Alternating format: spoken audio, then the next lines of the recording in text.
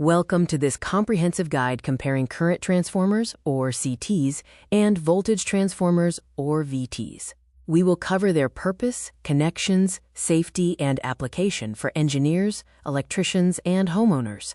Instrument transformers are essential because high-power circuits operate at lethal levels. They act as translators, scaling down high voltages and currents to safe, measurable levels for meters and protection relays.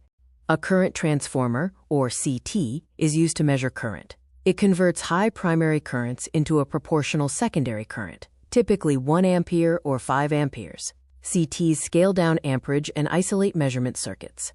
A voltage transformer, also known as a potential transformer or PT, scales down high voltages to a safe, measurable standard, often 110 volts. VTs scale down voltage, are connected in parallel, and are known for their high precision in billing. The connection methodology is a key difference. A CT is connected in series with the load, meaning the primary line passes through its core. In contrast, a VT is connected across the line, in parallel, similar to a voltmeter. These circuit diagrams illustrate the fundamental difference. The CT is in series with the current flow, while the VT is connected in parallel across the voltage line.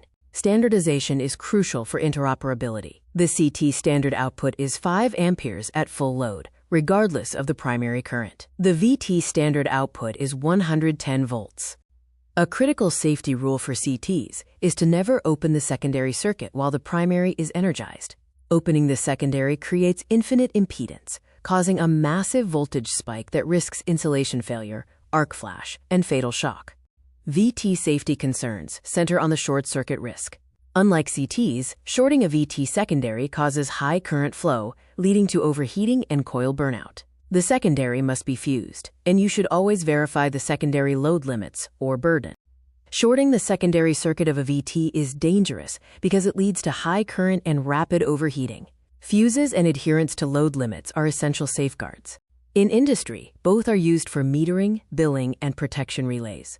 However, CTs, especially split-core CTs, are far more common for residential energy monitoring, while VTs are typically limited to industrial and utility switchgear. In summary, CTs step down current, connect in series, and output 1 or 5 amperes, with the major safety risk being an open secondary. VTs step down voltage, connect in parallel, output 110 volts, and their major safety risk is a secondary short circuit. Installation best practices include checking polarity for correct directional metering, ensuring the secondary load does not exceed the VA rating, and solidly grounding one side of the secondary circuit to prevent static buildup.